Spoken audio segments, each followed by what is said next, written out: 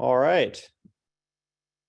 Thank you, everyone, for coming to the Soquel Town Hall tonight. Thanks for your patience as we get started here. We're just dealing with some connectivity issues. The church's Wi-Fi is not used to streaming 3 computers at once, but I think we got it figured out. So Soquel Town Hall, I try to rotate these town hall meetings every month throughout the first district. And it gives me an opportunity and you an opportunity to really drill down on the specific issues or concerns of a particular neighborhood. So today we're talking about Soquel, including the village, and then just the general area here along Soquel Drive. And the agenda includes talking about Soquel Creek flood control, Main Street repairs, Soquel San Jose road safety, the upcoming Soquel Drive project, CSA 9E, or that's some of the issues some of you folks have mentioned, or my office has heard a lot about weeds in the medians. The housing element, that's the county's general plan to add more housing throughout the community. And then I'll mention county budget situation a little bit because we have county budget hearings next week. So, and then we should have plenty of time for general questions, comments at the end.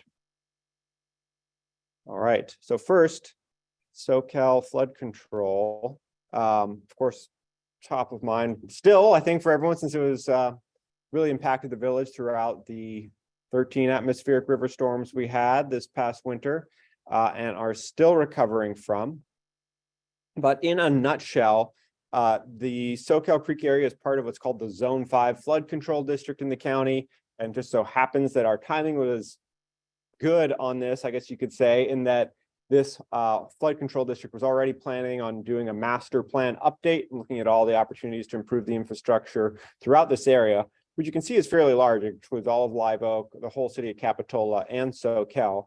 And it looked, I mean, that manages not only major things like Soquel Creek and Rodeo Creek, but really stormwater throughout the area. So all the storm drains are managed by this flood control district. The master plan update will be really kicking into gear here in the next couple of months with public participation starting, I'd say in the next month or two. So I'll certainly publicize those opportunities as broadly as possible. The plan will look, the master plan update will look at how we maintain all that different storm drain infrastructure, as well as look at additional opportunities to try to manage flooding of Soquel Creek that we saw.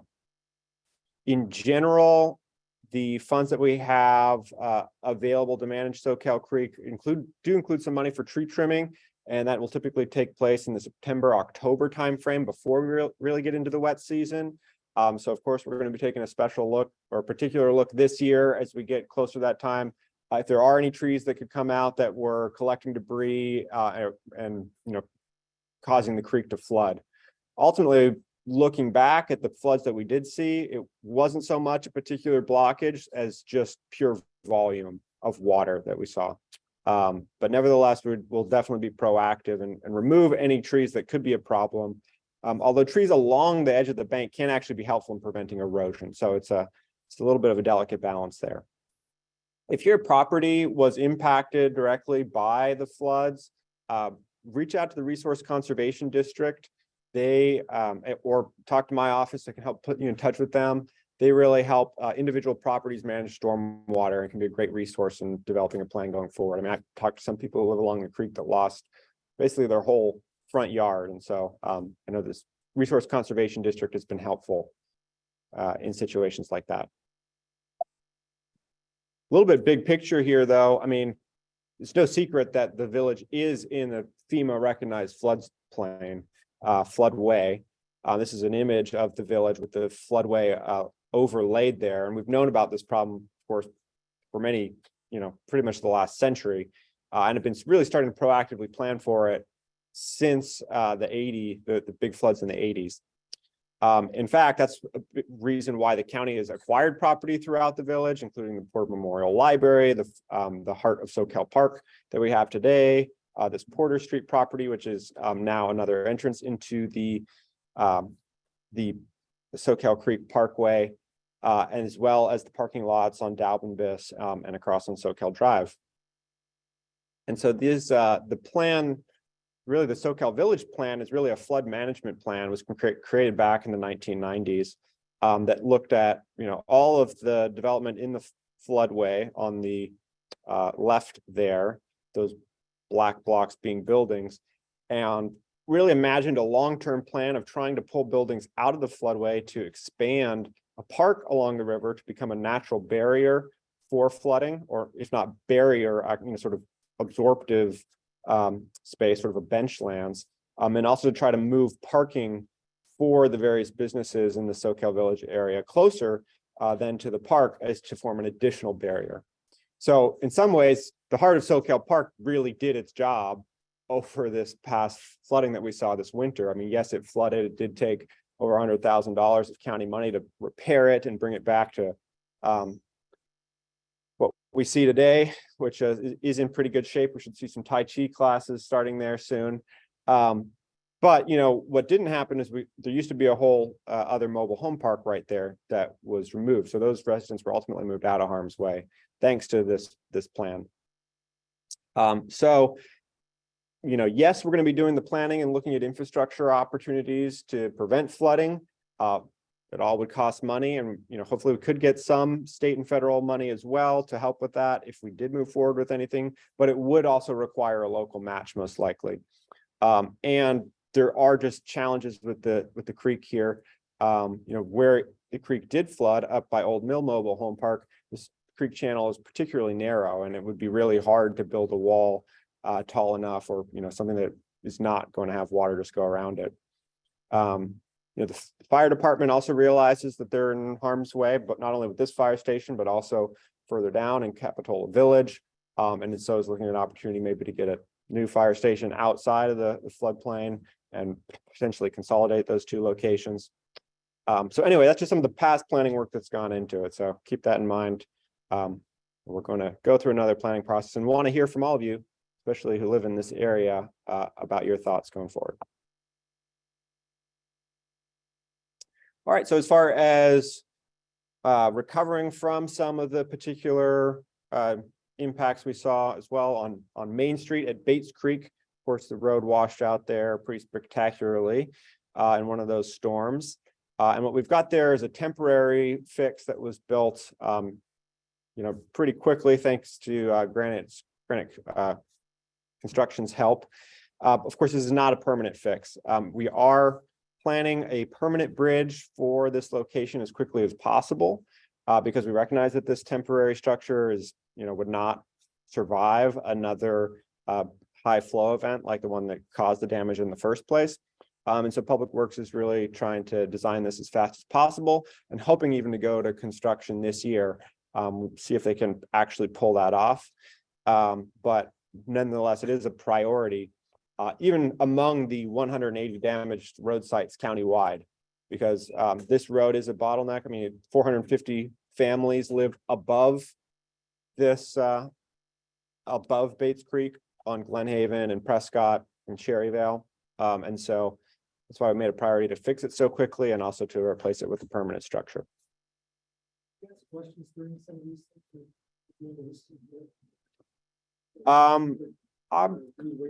Let's wait to the end and get all the questions in. I'm happy to circle back to any of these topics. Like I said, countywide, we saw 180 damaged road sites. 28 have already been repaired, 45 are under construction. Of course, I'm sure you guys are wondering, well, how does this impact our county budget? We did see about $80 million worth of damage countywide to our roads. And of course, FEMA helps pay for some of that. The California Office of Emergency Services helps pay for some of it. But ultimately, not all of these projects will qualify. We estimate about 20% will have to come from local money, or $16 million, which is still a significant amount. So we budgeted $1 million in this current fiscal year, which goes till July, another $3 million for the next fiscal year, which goes July 23 to July 24. And of course, we also have to pay interest, take out a loan essentially, and pay for the share we hope to get back from FEMA, and are paying interest on that now. So that's another few $100,000 a year. All right, another road project that will be happening in the near future in the area is resurfacing of Soquel San Jose Road from the village all the way up to Laurel Glen. That's about 3.4 miles. And of course, when we do these resurfacings, we're looking for every opportunity to improve safety as well. So I've had a number of conversations with the principal at Mountain School, as well as parents in the area. Of course, doing the basic things of increased enforcement of speeders in the area, trimming the vegetation, making sure the feedback signs are working correctly. But also, as we do this resurfacing, looking at opportunities to add additional signage or turn chevrons or the prismatic markers in the middle of the road, even an additional school sign, just to ensure that safety, particularly around the school, but of course all along this stretch, is improved. And this project will I don't have a certain date that it'll go to construction, but definitely it'll be either this year or next year. Before the end of 2024 should be done. Another big project that's about to get started in the area is the Soquel Drive congestion buffered bike lane and mitigation project. This is a really big project, about $20 million that we got a bunch of help from the state from. And it's pretty much all the way from Harbor High to Cabrillo College. We're putting in, it's about 5 miles, putting in green bike lanes on both sides. Wherever we can, we're putting a protective barrier, and where the road's not quite wide enough, we'll still put in an extra 1 to 2 feet of striping, just to, what's called a buffer.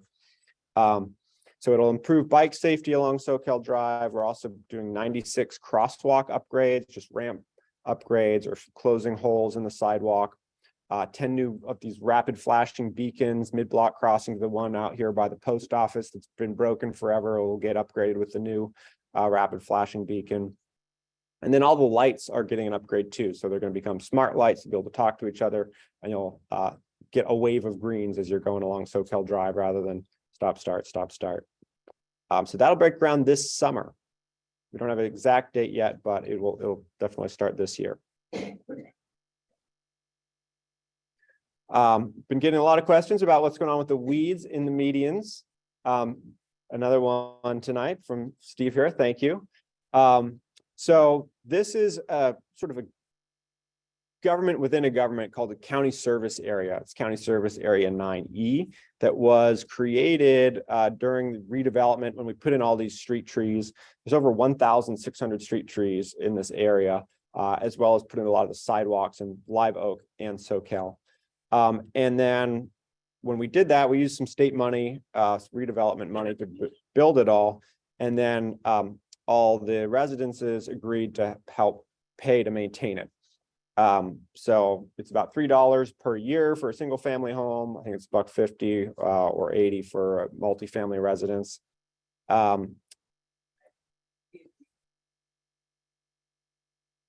Back in the 90s when it was, when it was built, 1991, it was formed. Yeah, I don't think so either. I think it was, well, It was votes where we put the stickers on, somebody came through and we weren't there and there's stickers up there. well, I went out with the weed whacker and I just cleared the area in front of myself. I did the Donald Trump way. okay. I got it done. Well, I appreciate that. That's great. I'm gonna go down the street as well, up and down Soquel. Fantastic. I appreciate the volunteer element. I've certainly looked if that's something that we could do in general for our roads. The challenge is if it's endorsed by the county, just huge liability, right? I mean, we get sued left and right all the time. And so I appreciate that. But that's why we're not, encouraging more people to do these kinds of things. Yeah. Keep them away. When I go over to Palo Alto, I go down to any other area, any other area, it's pristine. I hear you. There's a number of reasons. Yeah, there's a number of reasons why that's the case. If I could get into it as much as you want, but when Prop 13 passed, basically the share that each jurisdiction gets of the property taxes was fixed. So all the money you pay for your property taxes does not come to the county. In fact, only 13 cents on the dollar does. And that's one of the lowest ratios in the state. To change it, it's going to require going back to the state legislature, and it would be a mess. It would require taking money away from schools, changing the formulas, not any. What's that? I don't know exactly how that's divided up, but anyway, if it was an easy problem, Area in the nation. I know that. You're one of the highest yes tax and areas. yes and no. Ma'am, if I could just get back to the program here. So one of the ways we pay for things in addition to your property taxes, you probably see those line items on there, are these county service areas. And these help sort of provide regional specific services. I mentioned the CSA for the street maintenance here in the Live Oak Soquel area. There's another one down in Aptos. There's CSA 48, which provides county fire services in areas that are outside of the fire districts, some of the more rural parts of the county. There's a bunch of private road CSAs. So there's a number of these throughout the county. And so part of the reason is we can't just take the money from another part of the county budget to pay for the streetscape maintenance, is that opens a Pandora's box or can of worms of, okay, well, why can't other CSAs fund themselves in the same way? And then it'd be difficult to decide which ones can, which ones can't. Basic problem is that, as I said, we're all paying about $3 per home for streetscape maintenance, but that amount has not increased since 1996. This amount's not tied to inflation, and so the purchasing power of that fee has basically been cut in half, which means that now instead of cutting the weeds twice a year, we can only do it once a year. And guess what? We don't get money back in the fund until July, so that we're out of money. In fact, our landscape maintenance crew quit on us. Shortly after we initiated their contract, they said, hey, this is not enough money for all these square miles of medians and trees. Parks doesn't want to do it. They did it at one point, but it's their maintenance workers are terrified being out there in the middle of the road, and it's not enough money either. So, ultimately, if we all chipped in another $6 a year, we could make sure we can properly maintain our street trees, sidewalks, and medians. This would take another election specifically with a ballot just on this item sent to everyone in the county service area 9E. What was their budget?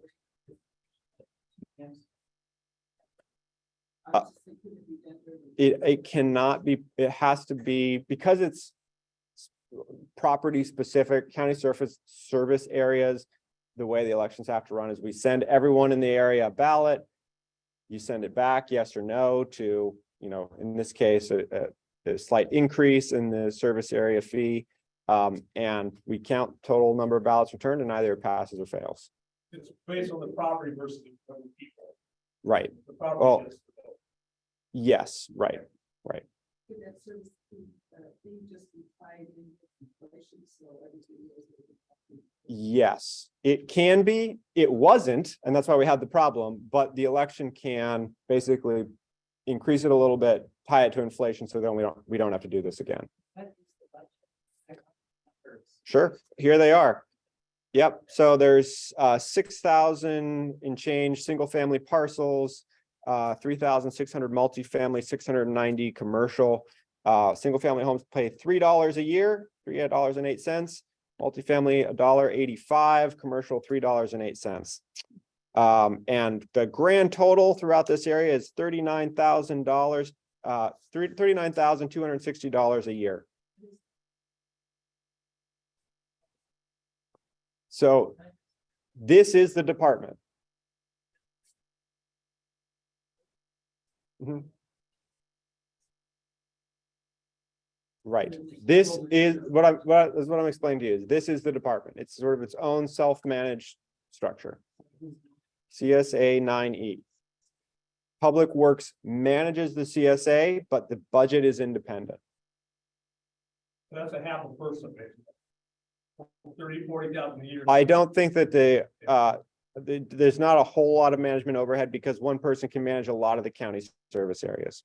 So most of this would go directly towards landscaping, but still 1,600 trees. And I don't know exactly how many square miles that is, but it's non-trivial. We've tried to hire local landscapers. We could even hire our county parks department. They might have to bring on another specific maintenance worker for it. So yeah, basically we think if we went from $3 for a single family home to $10 and pegged it to inflation, that would allow us to maintain the landscaping as well as the sidewalks going forward. The ugly mug area where the metered parking no longer exists and the landscaping is really been neglected. That's a good question. I'd have to double check whether the parking lots in the village are considered part of CSA 9E. Seems like it'd be individual with the previous CSA, if there is a business CSA for public parking. Right, there's It seems to fall under that. there's not a business district here in the village. Mhm. I don't think there ever was one. There was a parking district that, yeah. Anyway, one challenge I would point out is the online audience can't hear you super well if you're shouting out questions at me. I think we have a mic around here somewhere, so yeah. That's why I would try to group the questions at the end. So I'm gonna keep moving here. Happy to keep taking questions on this when we get to Q&A. All right, so the county housing element. This is basically where we look at the zoning map for the whole county. And we've got to update it every 8 years. It's called our Regional Housing Needs Assessment cycle, or the RHNA cycle. And the state basically mandates that we add a certain number of housing units to our zoning map every 8 years to ensure that we're adequately keeping up with the needs of the population. So in our last 8-year cycle that ends this year, our RHNA goal was 1,314 units. And we have permitted about 79%, 80% of that. For the next cycle, which will start next year, the goal is 3.5 times that, 4,634 units. Part of that is because really across California, we have just not kept up with housing needs. To put it in perspective, I think 8,000 housing units were built in the county in the 1980s. Since then, we've only built 5,000 units. Just in the last 10 years, for example, wages have increased 40%, housing prices have increased 117%, so 3 times as fast. The result is, I was in the county building, coming into the county building the other day. The guy in the elevator had just driven in from Merced. So he moved out there so that he was able to buy a place, and he had a 4-hour commute that morning. So pretty difficult what some people are going through. So the county, of course, is not required to actually build this housing, but we do need to ensure that the general plan and that our zoning allows for it to be built. So of course, then the question is, where should it go? And we do have a pretty good, public engagement process going right now. Get input on that. So there's been a couple of public, there was actually a public meeting on May 15th. The next one will be May 31st. It'll be virtual. And we can get you I'll certainly publish the details of that in my newsletter or share it with any of you guys that are interested tonight. You can also go to the housing element homepage, and there's this interactive tool there where you can select, what different parts of the county, the unincorporated area, should add, however many units. We have to get this finalized by the end of this year, 2023. It's got to be finalized and submitted to the state. We're going to submit a draft to the state in probably July timeframe.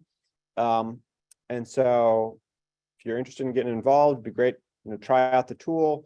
Happy to take your feedback tonight and share it with the planning department, or you can also go to the website where there's more information about these upcoming public meetings. Just a couple more quick notes. Kaiser, for those of you who are tracking this project over by the Sheriff's Center on Soquel Avenue, they're talking about building a fairly large building, medical offices over there. They've decided to cancel that project because more space has become available next to their existing clinics in Scotts Valley, Watsonville, and in downtown Santa Cruz. So they're able to have enough capacity there. It's not due to any challenges working with the county. It has been a slow process, but they accounted for that. They knew it would be going in. So that site on Soquel Avenue remains zoned for 100 units of housing, and it's retained by the current property owner. Kaiser never actually bought it. They just had the option to buy it if the permits were issued for this project. Since they since they were not, it's still owned by the current property owner.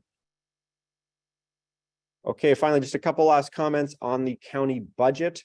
Since we are having budget hearings next Tuesday and Wednesday, we've got a literally award-winning site where you can explore the county budget. There's the budget in 5 minutes, which is a great way to kind of just scroll through and get a high-level sense of what's going on in the county. I would say overall, it's the best of times and it's the worst of times. You know, the best of times because we're still coming off this state budget surplus that we saw last year. Our county did extremely well, winning a lot of state grants because we were able to position ourselves very competitively in terms of providing sustainable transportation options, in terms of building some new facilities. For example, we got some money to build a new children's crisis center for behavioral health next to the sheriff's office.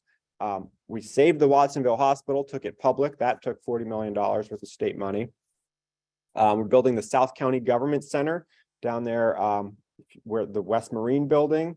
So that'll allow 300 residents who would be commuting up to downtown Santa Cruz instead to stay in the Watsonville area and provide services directly to folks there. We won some amazing grants for Highway 1, for the rail trail. And, of course, it takes a long time for projects to be built. So you haven't seen all that money go to work yet. You will continue to over the next year or 2 years, even 3 years. So that's the good news. Bad news is all the experience of rising prices that you've seen in your own individual lives, we're also seeing on the government side as well. So the budget for next year includes $12 million in salary and benefit increases because, hey, our employees got to keep up with the cost of living too. And in fact, it's the biggest challenge that the county faces is hiring. So we've got right now 30% vacancy in behavioral health, 25% vacancy with correctional officers, 17% vacancy in public works. We can't hire people because it's so expensive to live here. Unless you already live here, already have a home, no one can move in. They just can't find a place that's affordable and matches the salary. Meanwhile, Santa Clara is paying like 10 to 15% more on all these jobs. So it's pretty tough competition. Of course, it's a looming problem that is not really like wrecked disaster yet, but we're so far been able to keep up with the disasters. But it is an issue. FEMA, like I said, sort of says they'll pay us back, but we still have $67 million in FEMA claims outstanding from the CZU fires and from COVID. That's money that we think we can get from the federal government, but so far they haven't actually stepped up and given it to us. So we have to borrow the money in the short term. We're all paying interest on it and waiting for it to eventually get paid back. So we think that this year, of the $67 million in FEMA claims we have outstanding, we're hoping we can get at least 14.5 million back in. So our reserves are stretched as a county. The last note I'll say is you probably hear the headlines that the county's got a $1.1 billion budget. And of course, when you hear that, you're like, why the heck can't you mow the weeds in the middle of my medians? The reason is because it's extremely fragmented. And so actually less than 20% do we really have direct control over. $180 million is general purpose revenues that we can, that the supervisors can say we should spend on this or that. So for example, in Health and Human Services, our biggest department, it's got a $434 million budget, but only $38 million of that comes directly out of the county contributions. That's our property taxes, sales and use tax, transient occupancy taxes from hotels and such. So it's the rest is all coming from the state budget, and it's earmarked for that specific purpose. So we don't have as much flexibility as you'd think as far as moving that money around. Of the $180 million general purpose revenues, most of it goes to public safety. Over half goes to the sheriff's office, public defender, and district attorney's office. And then kind of the rest makes up these county contributions in larger budgets. Even for roads, for example, that's in our land use and community development budget. That department has a $298 million budget total, but only $32 million comes from county contributions. So the reality is it's an incredibly complex system. When I was first running for office, I asked my friend who's a CPA to come look at the county budget and help me understand it. He pulled his hair out. He's like, can't make hide or hair of this. This is so complex. And it just, the long story short, it does limit us in a lot of ways. And we've got all these little funds like these CSAs. So that's all I've got as far as slides. Happy to take your questions, go back to any of the topics I covered. Yeah, whatever you guys want to talk about.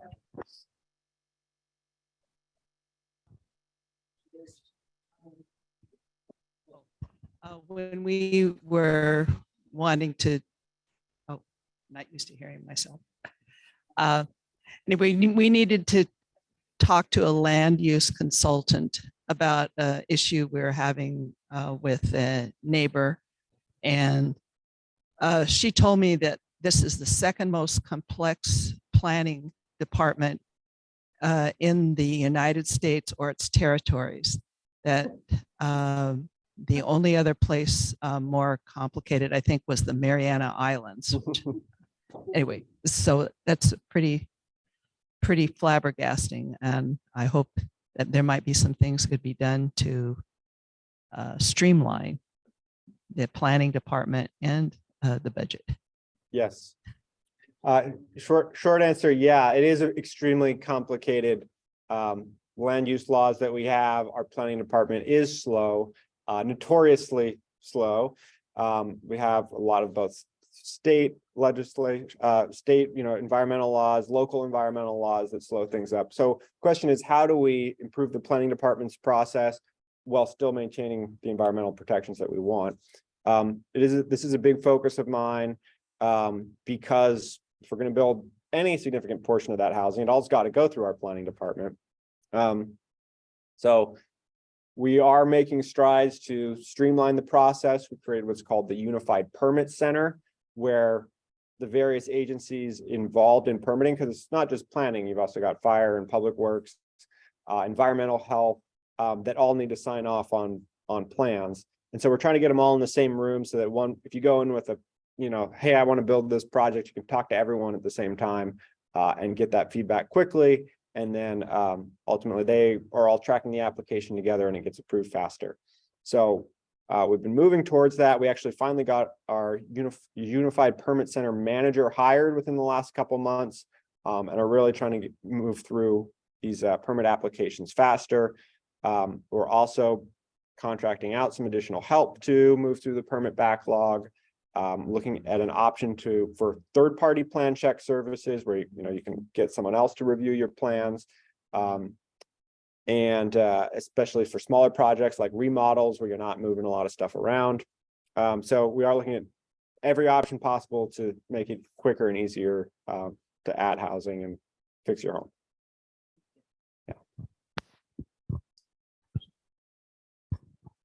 Yeah, I got a couple questions here. One of them is the giving property owners the notification of meetings for this high density meetings that are going on for this high density housing. And apparently some meetings have already gone by and notification, as far as I know, I haven't seen it. And so if they email people or, at least once people get cards that say, put your email in and we'll email you the information, or somehow so that there's a direct contact as opposed to trying to go through the newspaper or any of these local papers or things like that. So that, or put a billboard somewhere in the Soquel Drive stating that there's a meeting going on about high density housing. I know we're not allowed much input on these things by the state because they want the housing, and so Soquel Drive by Monterey Avenue is a good example where apparently there was a 7-unit complex proposed, and it ended up being 15 units without anybody even knowing about it. And all of a sudden, you drive by there, this guy's working every day, and They've got the Soquel Drive shifted, and because of all the work that's going on, and their driveways was totally pathetic as far as access to the place.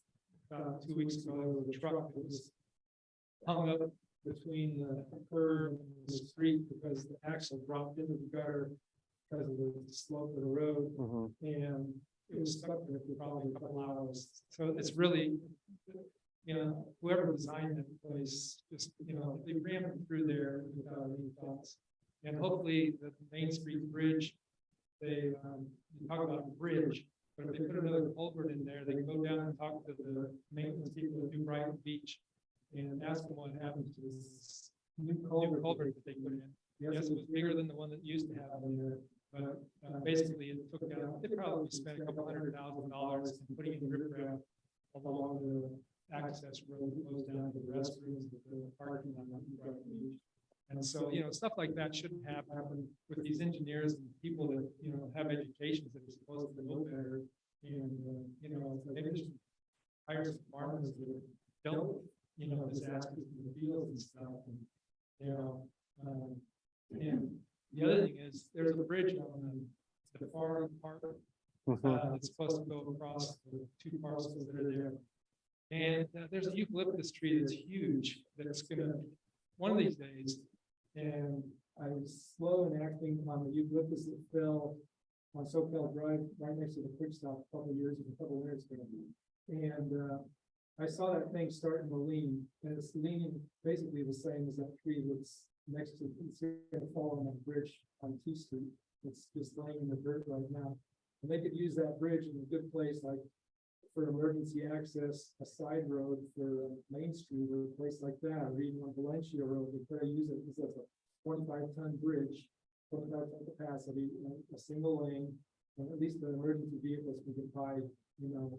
And that thing, if they put the proper embutment on the pens, then it's not going to wash out because it would be straddling the whole span as opposed to being part of the culvert.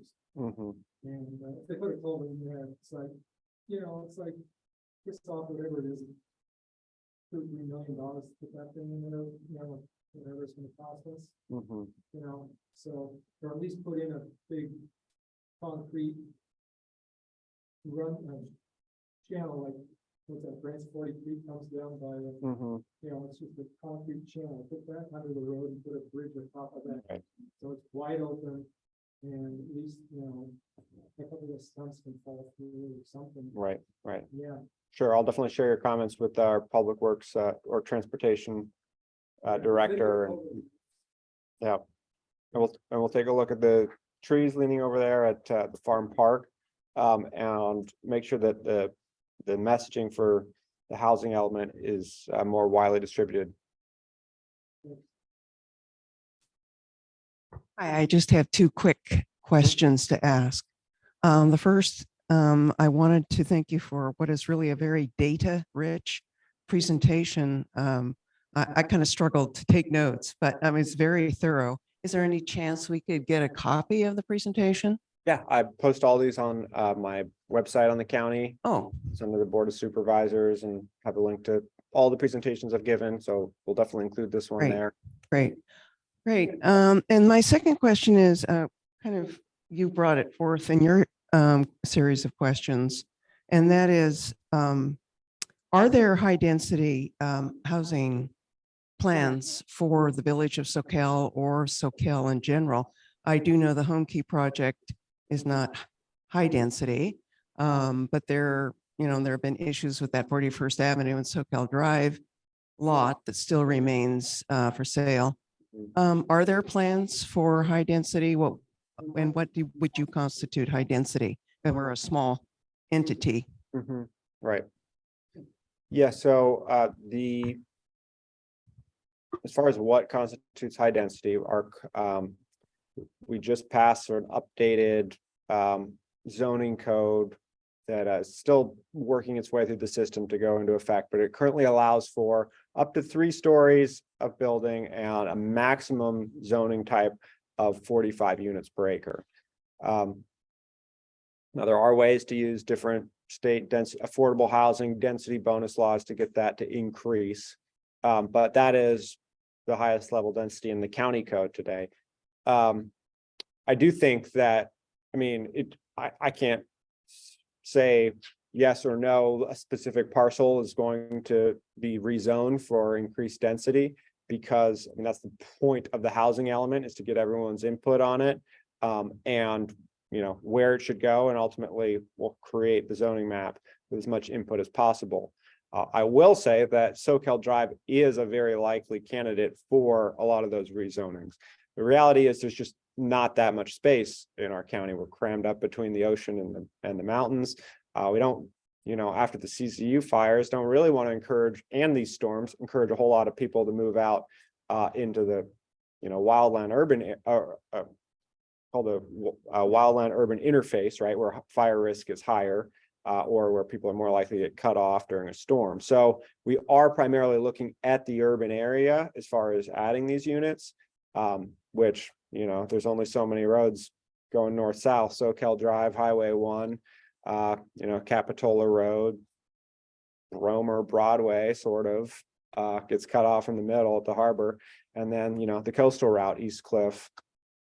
That's it, right? So Soquel Drive does actually go all the way from north to south in the county, if you know, add on the Freedom Boulevard part. So I do think it is a likely candidate for a place to locate some of the increased zoning densities. That said, you know, it does come with additional funding from the state to improve Soquel Drive. As I mentioned, the Soquel Drive project. We also just got a bunch of money from the state to buy 27 new hydrogen buses. That'll be about a third of Metro's fleet. So the idea is that as we add this housing, you know, we're all wonder, well, where is everyone going to park? How are they going to get around? The answer is people will be able to look out their window and a zero emissions bus will be coming by every 15 minutes. I think you were next. Bus stop. Every time I go by, I have to hand my umbrella to someone who's standing in the rain there on Capitola Road and Soquel Drive. And a lot of people, most people use that corner to wait for a bus. And there's just an old bench there. You mean it's in front of PAMP there? Capitola and It's Soquel? right on Capitola and Soquel Drive, right on the corner. Yeah. And no one, they're putting up, I noticed right across the street next to the Quick Stop, they put in a new covered bus stop. But then there are several that are not covered, and those are the ones that are used. There's not that many people that stand under the one next to the Quick Stop. Everyone stands because all the workers walk up from the village, Capitola Village, and then they wait there for their bus to go to Watsonville. And yes, by the PG&E substation, right there on Capitola Road and Soquel, Capitola Avenue, sorry. Yeah, Capitola Avenue. And there's plenty of room to put one there, but I feel so bad for the people that are waiting there after work, getting drenched. And young kids as well. There's no light there, and I'll come home from dinner and it'll be dark and there'll be some young kid with a bicycle waiting for the bus. I'm happy to follow up with our Metro staff about what this plan specifically for that bus station or bus stop are. That particular one. We do have funding identified as part of this whole project to basically upgrade the bus stops all along Soquel Drive. So putting in improved shelter, you know, putting in signs that say, you know, next bus coming in 3 minutes, 10 minutes, whatever. So yeah, in fact, in some places this would be like a in-island boarding so that, you know, you have a level boarding of the bus, a bunch of different improvements like that. So I can check on this particular spot, but I think most likely within the next couple of years it'll get upgraded. My other question is, are all these units that are being built? We already have because I live right off of Soquel. It takes me about 5 minutes to exit my driveway in the morning because of the traffic going 65 miles an hour down there. It's become a freeway, a second freeway. When it's crowded on the freeway, they come off, it goes all the way down Soquel Drive to the very end. That's an issue. Because we know that there's been, I don't know, you weren't here, but there's been a little boy that got hit crossing. There was a lady that got hit crossing. She died. Little boy lost his spleen. A dog got hit. You know, all kinds of accidents are happening on that road. Yeah. Are these units going to be for sale or are they rentals? And if they're rentals, who owns these buildings? So there's not a requirement one way or another as far as whether they're for sale or for rent. The state just says, make sure they're on the zoning map so that they can be built. I mean, the county's not even required to build them, right? We're not a housing developer. We can maybe get a few grants here and there to build some affordable housing, but by and large, I mean, even in this last cycle, 74% of all the housing was built by the private sector, not counting nonprofit housing developers. So most of it will be built by the private sector, and they'll ultimately determine whether it's for sale or for rent. To your point about Soquel Drive, yeah, I know how dangerous it is. Totally, this is a particular dangerous stretch. People have died here, of course, too. So that is a big reason why we were able to get the state grant. And it really, the idea is, I mean, as you said, does effectively serve as Highway 2, right? So the idea is, okay, well, let's improve Highway 1 and try to get more of the through traffic back on the highway. And so what you're looking at here is Highway 1 at Chanticleer. This is a new proposed, well, it's actually, we broke ground on this, a bike and pedestrian bridge over the highway there. And then you can see the auxiliary lane being added on the right. It'll happen on both sides of the highway. So we broke ground on this project from Soquel Drive to 41st to add the auxiliary lane. And then we'll be breaking ground maybe even later this year from Soquel Drive to State Park Drive. And then we're just trying to get all the funding together, go State Park to Freedom Boulevard. At that point, hopefully we get all the way to where the backup happens northbound in the morning on Freedom. And then, there's other improvements we can make. But the idea is get more of the through traffic back on the highway and make Soquel Drive a local road again. So that's, hopefully the lanes will get, I think, a tiny bit narrower with the green bike lanes. So visually, people will be more inclined to go slowly. And of course, improving transit on Soquel Drive will mean there'll be more buses. Hopefully it'll mean that people then are not racing through as much. Yeah. Main Street. Yeah. My breath. Yeah. Little motorbikes too, the kids free on a motorbike. I know. It's so dangerous. I know, yes. And they all should be wearing helmets and they're not. I was just talking to CHP about this, and it sounds like they are stepping up some enforcement just to make sure that, because if you're under 18, you're required to wear a helmet on a bike in this state. So they are going to be reminding kids of that and issuing some citations. Hi.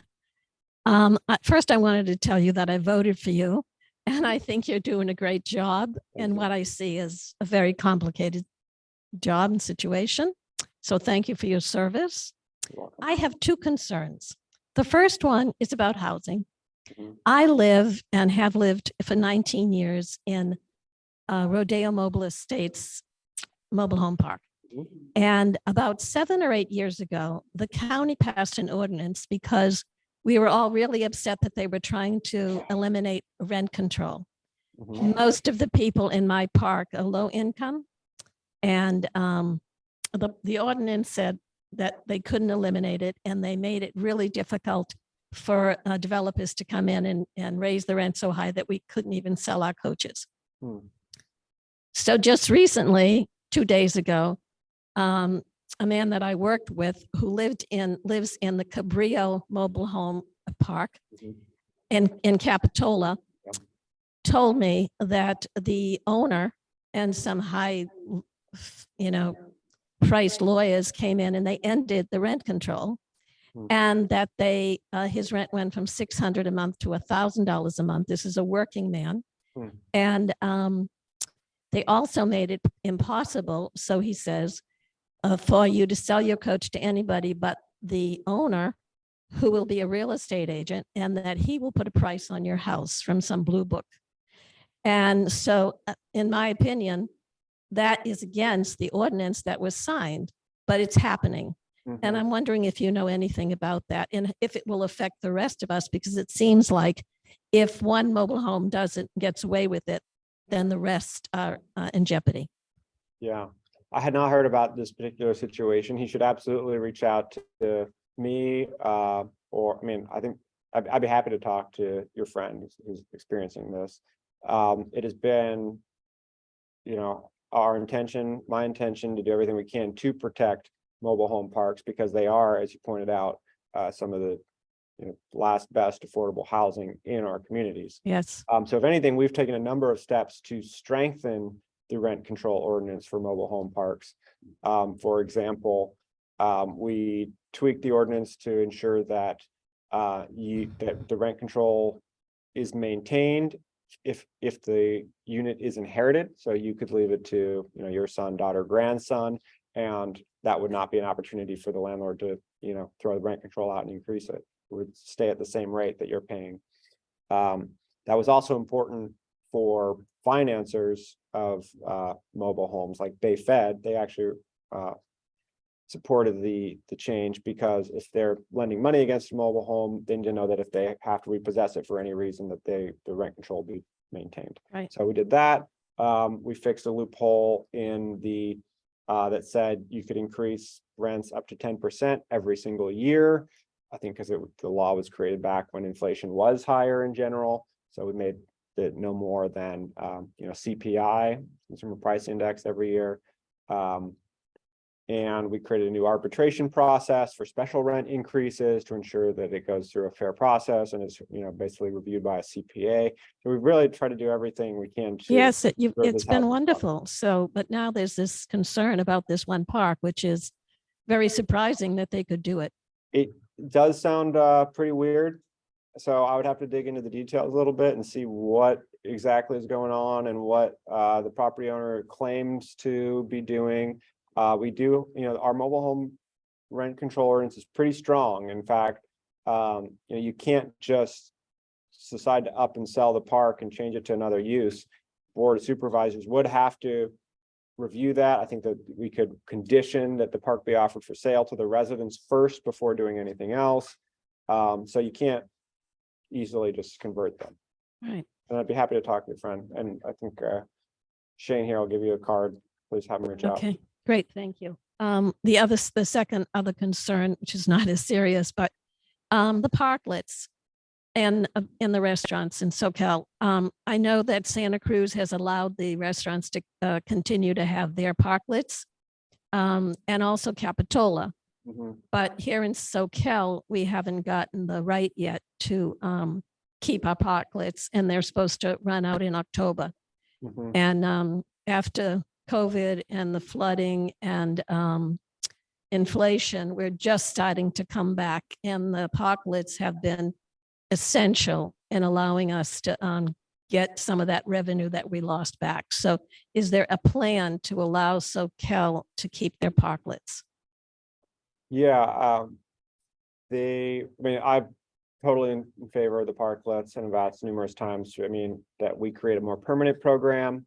You know, the easiest thing has been just to extend the COVID era program. You know, I'm happy to propose that we extend it beyond the October deadline, as you said, because of the various challenges we're facing at the moment, and look at extending it, you know, creating a more permanent program. Is there a particular parklet that you're concerned about, or? Well, Right, right. Yeah. Flooding. Yeah, I know we've been talking to the owner of Tortilla Flats. And we'll definitely talk further about this clarifying department. That's my husband. Thanks for bringing it up. Yeah. Okay. Okay, next, if you, Your staff member, if you could hear, I'm gonna give you the mic. Because it's not that I can't hear you in the room, I hear you great. But for the online audience. okay, hi, I'm Gary. I gave some pictures to your staff member. One is the abandoned vehicles on South Rodeo Gulch Road and Soquel Research Park. There's a couple buses there and a couple vans have been tagged, and some burned out boats. And they've been there for over a month. And you can see in the pictures that they've taken up the road and really taken over the area, and they shouldn't be there really. Another is Soquel Wharf Road was torn up for the Soquel Water District particular project. And I have a picture showing the bike lane missing, and that's an access road to Soquel Elementary School. And then there's that turn there at Robertson and Soquel Wharf Road where they had the separation cones for the bikes, and only 2 of them are up right now. Okay. So that's my concern for that particular corner. And I'm curious if there's any plans for Soquel Wharf Road to have tables like Clare Street has, sort of like speed bumps, but they call them tables the or speed something. tables. I mean, that's really slowed down the traffic on Clare Street. And I hear that Soquel Wharf Road, well, it's the main access road, and the fire department doesn't want, hypothetically, they don't want speed bumps, but you have them on Walnut, and now they're on Clare Street, and that is definitely a speed bump there. Sure. Okay. I'd like to have some speed bumps. Let me take those points one at a time. So as far as the abandoned vehicles on South Rodeo Gulch, actually, as I was talking to our CHP officer earlier today, he also made me aware of that. So I want to make sure our sheriff's office runs the vehicle abatement program and try to get those towed as soon as possible, especially the burned out boats. I mean, there's no reason they should be there. And I don't think there's missing plates and everything as well. So sorry, Jamie, Really you quick. have something?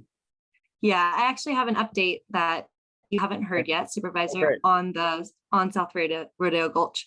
So in response to our questions, I spoke to Deputy Chief Clark earlier today, and he did say that he'll have deputies go out right away to South Rodeo Gulch. Okay, great. Thank you for that.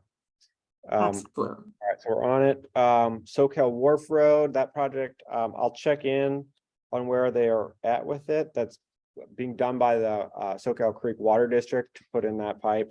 And they're supposed to fix the road when it's done. So I don't know if they're Done digging it up, and it's all, the pipes are in and everything, so they've left the area. I see. Okay, well, I'll review it with Public Works and make sure they put it back the way they found it, including those separation bollards and everything, the cones.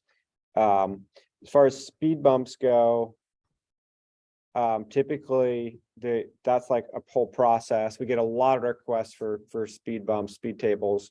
So you gotta have a petition from all the neighbors to say everyone actually wants it, because sometimes we hear from one neighbor who really wants them and another who really doesn't. So you gotta demonstrate that the whole neighborhood actually wants them.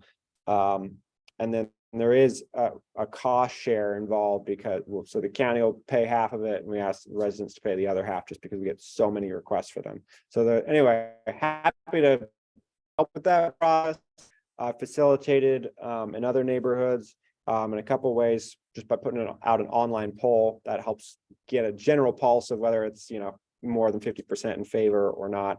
And sometimes there are also ways to identify funding. So for example, over on Madison, Mossiel, where some homes are proposed, the developer might pay for the speed bumps there. They did over on Maple as well. We can find other ways to pay for them. But happy to work with you on that, Gary. Yes, sir. Yeah, I had a question about the high density housing. I saw in one of your presentations a document that was listed parcels in, for instance, Soquel and Live Oak. Is that a complete list of parcels that would be considered for rezoning for high density housing? And I guess if it isn't, then how does the county determine what parcels are going to be impacted? Short answer, no, that would not be a complete list. At this point, we're looking at all potential parcels, particularly ones that are close to transit stops, because that's where people are most likely to be able to use transit instead of impacting the area with another car for parking and on the roads. I think maybe what you're referring to was some of the parcels we looked at in the sustainability update. That was when we changed the local building and zoning code this past year, and we looked at a few specific parcels for rezoning, including like the Pumpkin Patch area there by the Wells Fargo on Thurber and Soquel Drive. There was just some historic issues with that parcel and the other ones that we looked at that time, which is why we addressed them there.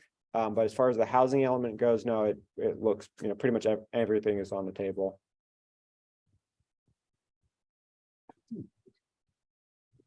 Oh, yeah. If you already asked a question, I'm just gonna, I'm happy to come back to you. I just want to make sure if there's anyone online that they get a chance to ask one question too. So if you're online, you can ask a question by clicking that little happy face plus reactions button at the bottom of the screen and clicking raise hand, and we'll call on people in the order that they raise their hand.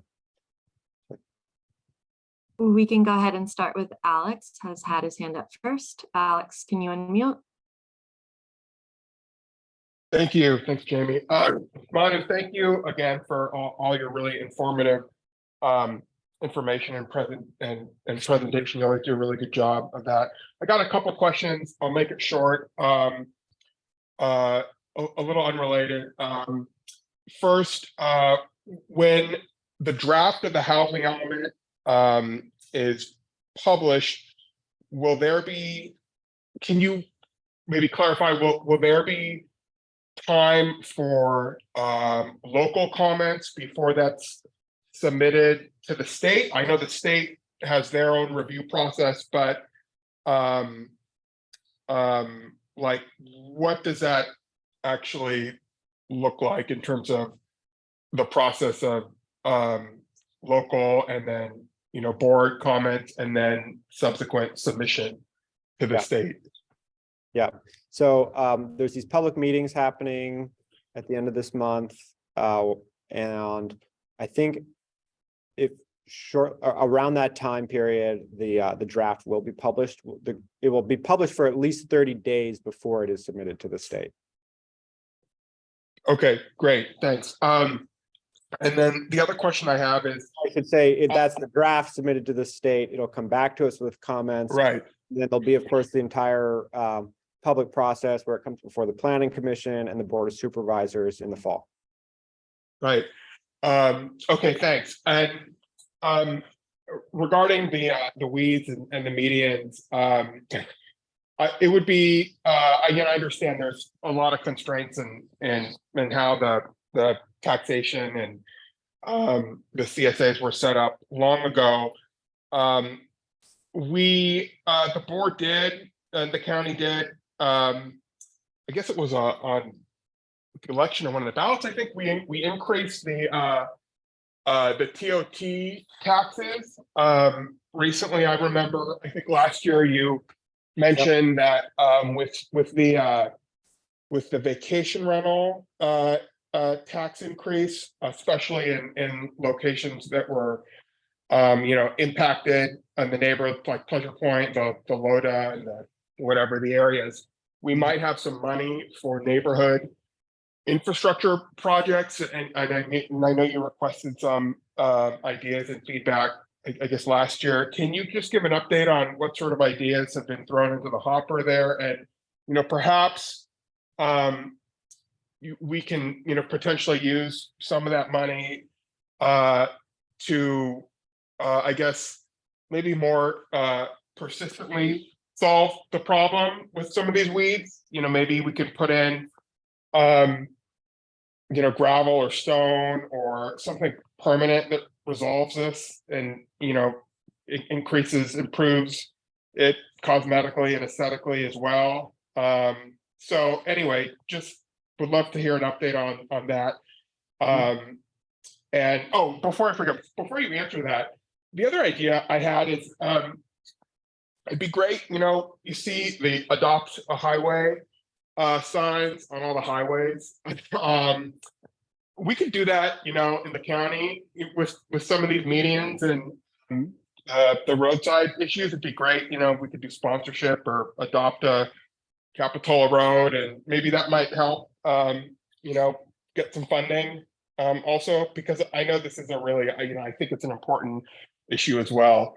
It really reflects poorly on, I think, the local citizenry in the neighborhoods when we can't, just take care of some of these basic issues. So anyway, that's my comment and my question. Sure, great comment and a question. So actually that adopt a median idea, that's a good one. I'll definitely follow up on that. We were just in our discussion with Parks the other day talking about the value of these medians for potentially some kind of signage. And I think that definitely could be a win-win there as far as allowing folks to adopt a median. Yeah, I'll check that out. As far as the increase in transient occupancy taxes, that's the tax increase that voters approved in the last election cycle, increasing the taxes on short-term rentals, Airbnbs and VRBOs and such. We're doing a couple things with that money. One is hiring a new code compliance officer to make sure that folks don't have illegal vacation rentals. And the other is, yes, as I promised, and as you said, Alex, allocating some of those funds to areas that have a higher density of vacation rentals, particularly in Live Oak and Aptos. And so the first district will get around $75,000 this year from that tax increase, and that we can spend on parks or other things. I think we're allocating the majority of it to Floral Park because the residents there had raised around I think $300,000 and need $400,000 for new play structure. So this is helping to that money for this year will help close the gap and actually get that park and a new play structure built this year. But that's definitely could be a source of funds for permanent fix, as you said, for some of this going forward. So thanks. Great, thank you, Manu. Really appreciate it. Moving on, Tim Harnigan. Yes, thank you. Being that we're right around the corner from welcoming summer, I would like you to consider again being a little vigilant with the homeless situation at Rodeo Gulch and Bromer. I still see some people there, they're smoking and stuff like that, as well as there's a guy that's pretty much made himself a home with the tent and stuff up by the park fence. So I'd certainly appreciate it if you'd start looking into that more seriously, because obviously there could be some more fire danger, and a lot of the homes that back up to the gulch could be in serious danger. So if you would please consider that, it would be greatly appreciated. Yeah, definitely, Tim. We'll get our deputies back out there to patrol the park and try to maintain what ground we have gained there and prevent, anyone. A lot of garbage still too here and there. So I hear. thank you for what you can do. Yep.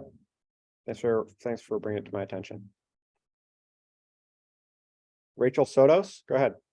Hi, thank you so much. I really appreciate the high quality of this meeting. Thank you for your service.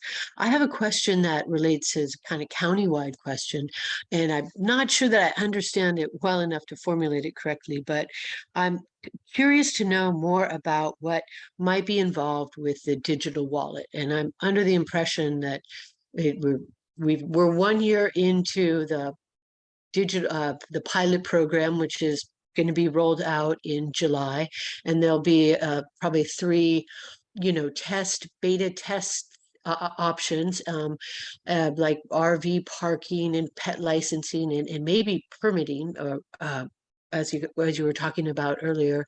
But then depending on just sort of what the county decides, that a whole bunch of more government services could be facilitated through blockchain technology, I guess, because Governor Newsom has, signed into legislation, California allowing local governments to do more stuff with blockchain.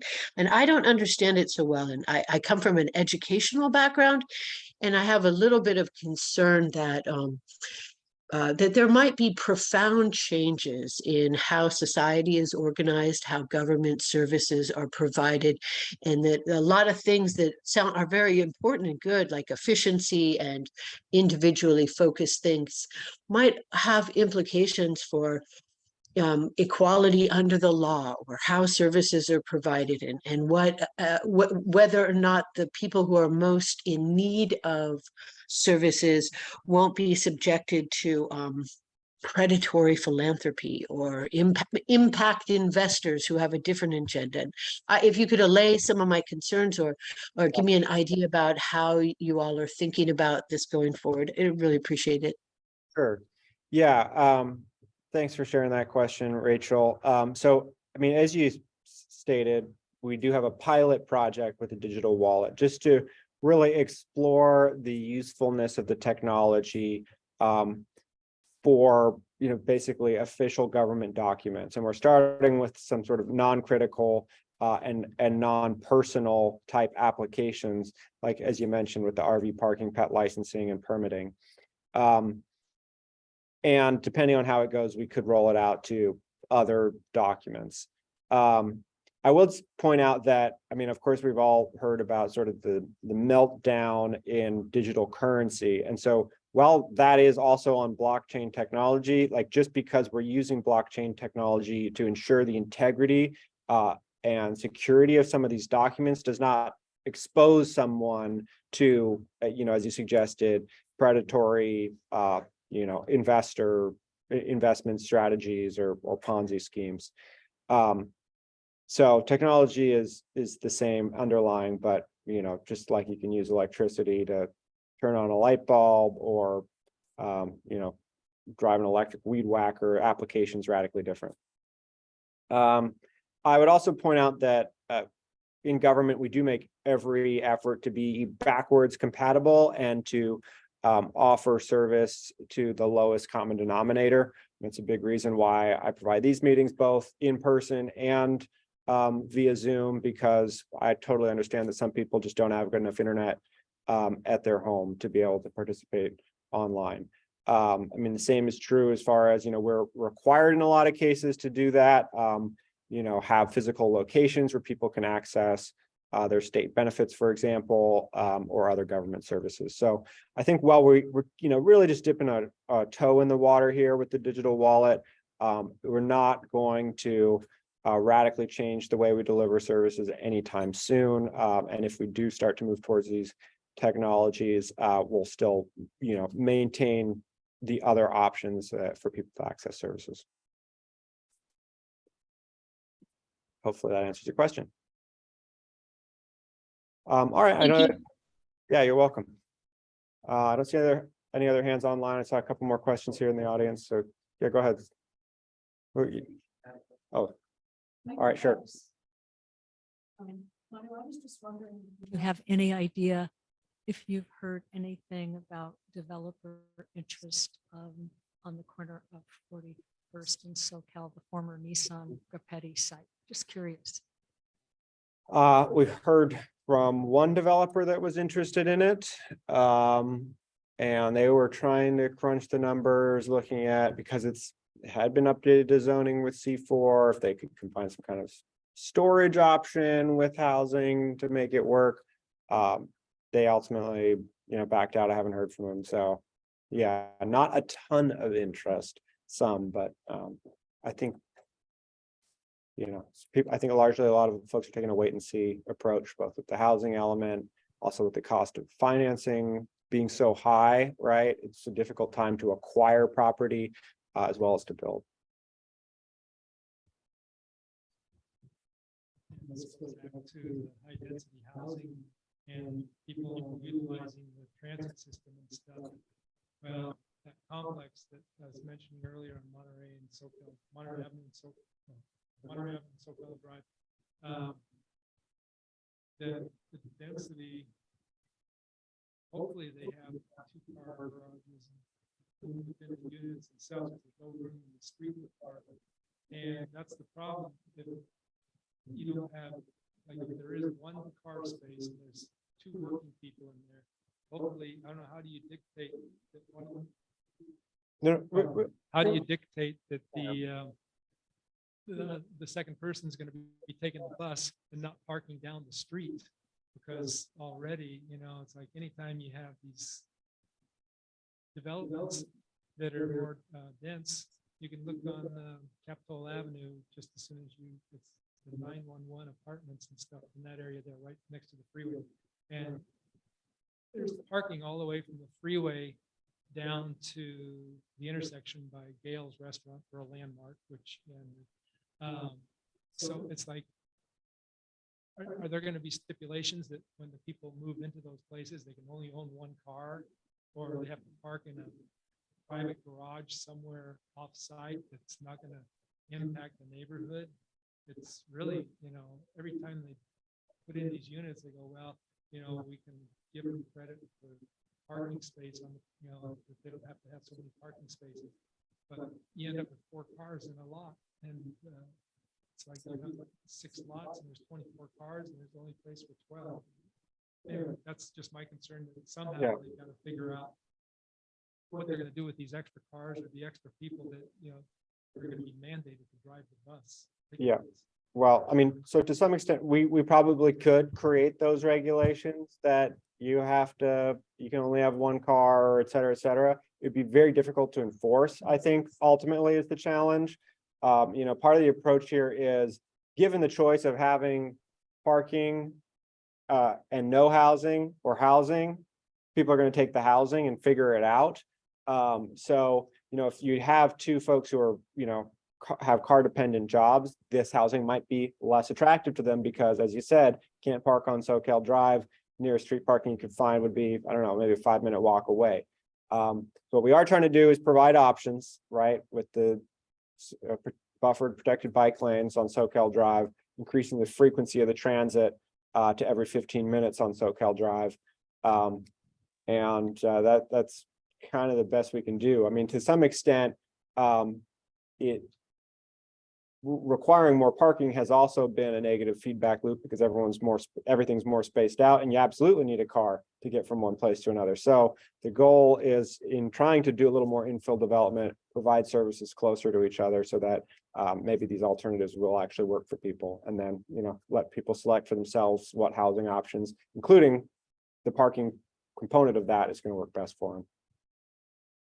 I mean, it is tough. I mean, ultimately, we could go to more permanent parking on public streets to try to control that. And again, you need a certain level of density there to make it work, as we've seen with the Live Oak parking program. And, I know the city of Santa Cruz does have permit parking programs on the street. So it's something we could look at in the future to try to control that impact. I want to bring up something that's kind of a hot potato, and that's the bike lane access all along Soquel Drive that took away parking places from a couple of the antique businesses across the street here who had parking for at least 50 years. And it all happened without any notice. And when you're mentioning that there's going to be new painting, for the bike lanes, I'm wondering if that's a lot of possibilities just for that one block with the antique places across the street. People could turn off the corner right before Tortilla Flats, and at the end of the parking lot there, it goes right through to Porter Street sidewalk or walkway that goes into the heart of Soquel Park. So the bicycles could go through the heart of Soquel Park that way. So even if there was flooding, that end is usually still open. And they end up on Walnut Street, which already has a bike lane, and it would just bypass this block right here. So those long established businesses could have some parking again, and people go through this beautiful park. They'd be more aware of it because most people are just zipping on the outskirts, not even aware that it's there. And it would answer an issue there. And since you're going to be doing painting anyway, put up a couple signs, and they get to go through this lovely park over the creek. So it's just an idea. Yeah. Well, first of all, I mean, we'll take the opportunity to apologize to the antique stores. I think that the way that was done was definitely, they should have received notice, and there should have been more of a dialogue before it happened. In fact, Public Works has a bad habit of doing this sometimes, and money shows up in the beginning of the fiscal year in July, and they started doing stuff. And we had a long conversation about it. Let me just say, them, Public Works and myself after that, to make sure that it doesn't happen again. These kinds of quick changes. That said, the reason it happened was, actually largely because of this project, right? And so it was the only gap in the bike lanes along Soquel Drive that existed, right? There wasn't even a bike lane there because the parking pushed people out into the road. As has been mentioned, this is a particularly dangerous segment of Soquel Drive. People going really fast, the hill, adding complications for anyone on a good old fashioned bike without e-assist. So it was essential that we close that gap. Yes, we could provide the alternative, but I think that just adds a level of complication for people navigating it. So I would be really hesitant to start making exceptions for one business or another to try to, change the infrastructure on Soquel Drive, such a major route. So as the new green bike lanes go in, they're really just going to be upgrading the existing bike lanes that are already there. So at this point, I don't think any, I'll go double check to make sure no one else is going to have any unpleasant surprises. And I don't, like I said, I'll double check. I don't think that'll be the case. So the bike lane does go by parked cars in 2 blocks of Soquel, so it's not the safest place for the bicycles. Actually, if they were to bypass that, they wouldn't have to go by parked cars, and it seems like overall it would be safer. And there are several spots where they could enter the heart of Soquel Park. They could enter it in the middle of the next block, and just go right into the park. They could also do it, through a parking lot. But anyway, they could enter by the post office where it's one-way traffic anyway going in there to park. So they'd be less likely to run into anybody. So this is just some things that I think would be worth considering. I appreciate the suggestion. At this point, the project is basically planned, bid on, paid for by the state. It'd be pretty difficult to say that we wanted to take this chunk out of the project for the bike lanes, particularly, as I said, because of, it has been a safety concern in the past. So. 20 years ago now, the medians, they didn't really solve much for this business either. At that time, the person who was supervisor at that time, she said, "Well, we made a mistake here. We stopped. We actually had to spend some extra money changing where we would cross over the medians so that businesses had that if they needed." Anyway, it did cost them more money, but everybody ended up being happy then. So I think even if it needs costing a little bit to investigate it and possibly make a change, in the long run, we have some and save access. Of course, I'm a bike rider myself, and I voted for it. Appreciate it. I think there's alternative. Okay. All right, sure. I'm happy to look at it. Questions in the audience? Yeah, go ahead. I'm curious. It seems to me I might have read in the Sentinel or Lookout. I was just curious. Did not the county hire a, I would call it a housing location consultant? And specifically their job was to locate optimal, and probable parcels.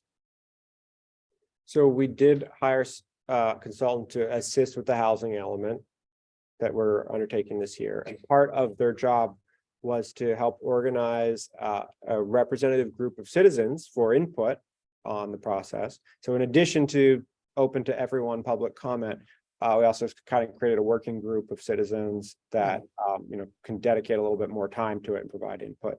And then the consultant also has provided this tool that I mentioned, where you can go through and look at the different potential locations to add housing. And it's kind of an interactive survey tool. So that tool that lists potential parcels, at what point will the public have the opportunity to see what list that, what's on the list, what parcels are under consideration, specifically on Soquel Drive? I don't think it gets down to the level of specific parcels, but if you look at the tool, I think it has zones. I'd want to say, whether it says like Soquel Village or the, whatever Thurber area. I can't remember what level of granularity it gets into. But at some point, parcels will be considered. I'm just trying to, determine when that would happen and by whom. I know it's a group effort. I've been a part of housing elements in the past.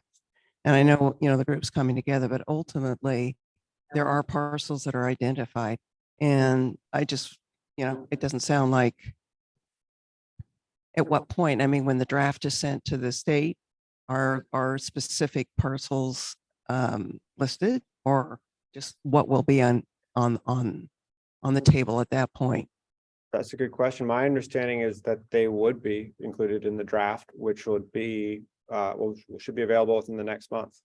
Okay, so we'll see that level of granularity within 30 days. I think so. It has to be publicly available for 30 days. The goal is to send it to the state sometime in July. So Okay. yeah, I think that by the end of this month or into June, the draft housing element will be out. Essentially it's a working draft with the state. I assume, I have not been involved in a bunch of housing element updates before, Yeah. but I assume that we'll have to be pointing to get down to parts. Yeah, it'd be interesting to know if there are 100 under consideration or 10. And the duration of the Soquel Drive is considerable. I mean, it goes all the way to Aptos and all the way through, well, beyond your area. So, and I'm sure someone will know at some point. So within 30 days, it sounds like we'll have a better opportunity to see what's in store or Yeah. potentially in store. Well, I definitely encourage you, if you're interested, to you try out that online tool. I mean, just search Santa Cruz County Housing Element. Yeah. This page will pop up, and then, like I said, participate in the meeting next week. So I know you want to end the meeting. I just will say one other thing. I wish I could say it in a positive light, but I have noticed in Soquel more graffiti. And it could be various factors. It could be, students, could be gangs or what have you, or unknown. We used to have an individual who for years in Soquel, some of you may have known him, he single-handedly took care of I would say a vast majority. He's long gone. And so I know you have some sort of graffiti program, but there obviously must be some sort of shortage or what have you. And maybe it's just the those who own the building or that take care of it. I'm not quite sure, but interesting. Okay, yeah, I'll certainly look into our graffiti abatement program. It's something that can be, it's included in our Santa Cruz County app reporting. It is, right? Yeah, so there is a way to report it via app or online. My Santa Cruz County, and you can report an issue, anything from stagnant water, mosquitoes, dead birds, encampments, potholes, abandoned vehicles, to our conversation earlier.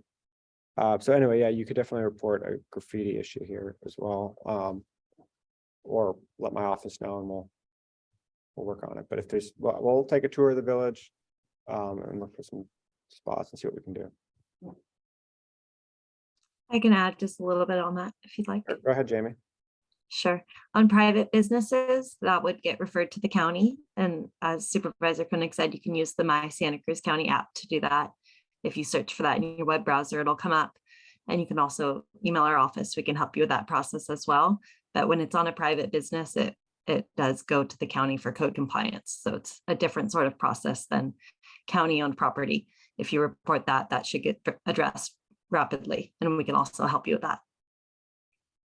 Thanks for that clarification. So if it's on public infrastructure, we'll send out a team and paint over it. If it's on private infrastructure, essentially we just notify the business that they've got an issue and need to take care of it.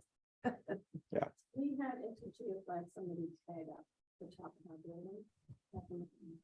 We called the police came and patrolled them and happened. They were kids. Mm. We haven't had any problems since, but, you know, not certainly one. We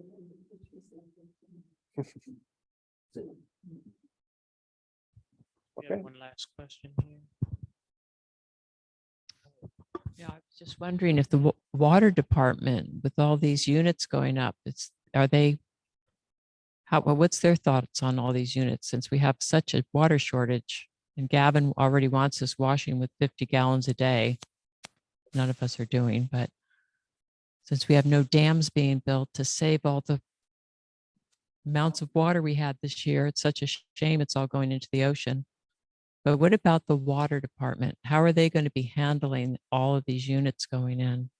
Is it going to impact us or that's the people that are already living here in any way? Are our rates going to be raised? Do you have any thoughts on that? Sure. First of all, multifamily housing tends to use a lot less water in general. They're not watering a bunch of landscaping or anything. You said we're supposed to be using 50 gallons or less of water. Actually, I think the average in Santa Cruz County is like 48 gallons or something. It's pretty darn low. We are one of the lowest in the state.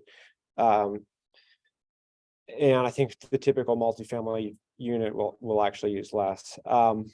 So the real concern with water in our community is multiple drought years, where just the whole supply gets impacted. And our Soquel Creek Water District and has been working collaboratively with Santa Cruz Water Department to try to build a robust backup system. As was mentioned earlier, with the pipe going in on Wharf Road, what that is a pipe that's coming from the wastewater treatment facility at Neary Lagoon in the city, where the water, of course, there is treated to standards where it can be released back in the environment, right? It's all pumped into the ocean. So then we're taking that water and then pumping it over to by the sheriff's office to be treated to much higher level of treatment. I mean, tertiary treatment it's called is actually like 4 steps in and of itself: infrared light, microfiltration, a few other things.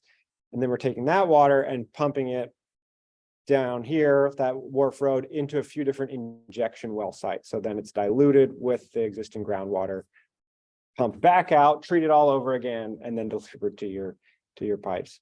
In addition to that whole system, the Santa Cruz Water Department is looking at how they can store these excess wet weather flows, because Santa Cruz Water Department gets most of their water from San Lorenzo River, North Coast streams and creeks, and how they can inject it into the aquifer, which is in trouble here in Mid-County. They've been doing a bunch of tests over the last few years. They actually went really well. There's a bunch of reasons why they could not have, but they worked, which is great.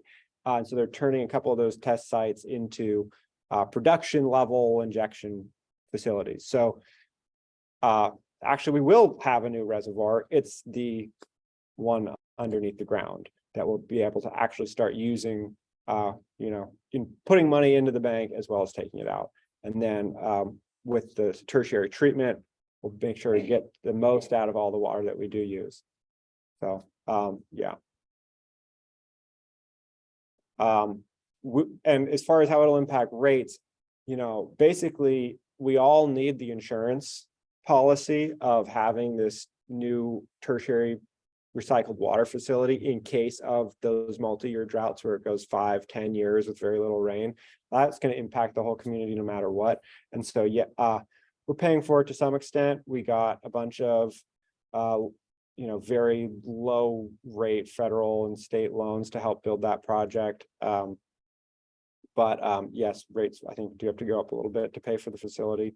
But they're not going to go up a bunch more because of new residents in the area. Do you have a question, ma'am? Yeah, I'm wondering. If you could, so just make sure to speak into the mic so that folks online can hear you.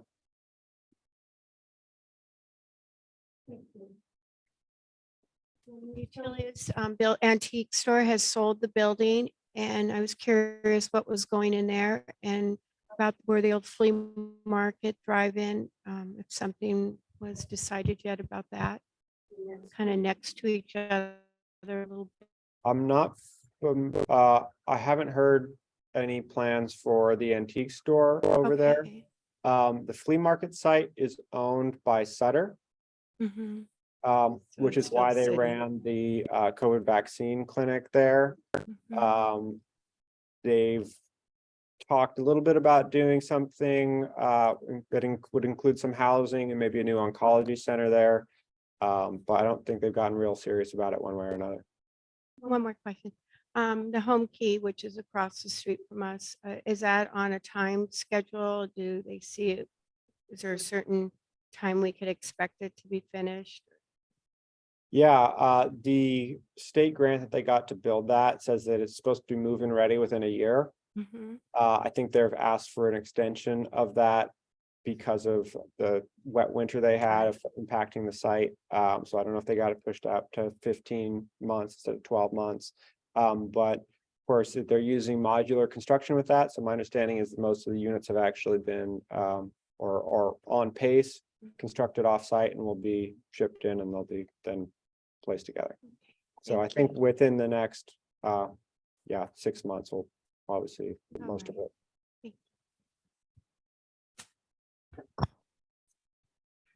Are there any plans for the farm park up here? Yes. So as far as the farm park goes, there is a master plan. You could Google it online and find it. We've applied for state grants to build out that master plan multiple times and not received those grants multiple times. The most recently, I think it was in 2021, something. So that's kind of on hold. However, there is a piece of that master plan which includes some bike jumps, which the Santa Cruz Mountain Trail Stewards, formerly Mountain Bikers of Santa Cruz, has raised some money for and is prepared to move forward with building that part of. So we had to clear up some questions about drainage, but I think we got it figured out and hopefully that part can move forward soon. All right, there's no further questions on the meeting. Thank you everyone for coming tonight. I'll stick around if a little bit longer as well. Thanks everyone online. Thanks, Jamie.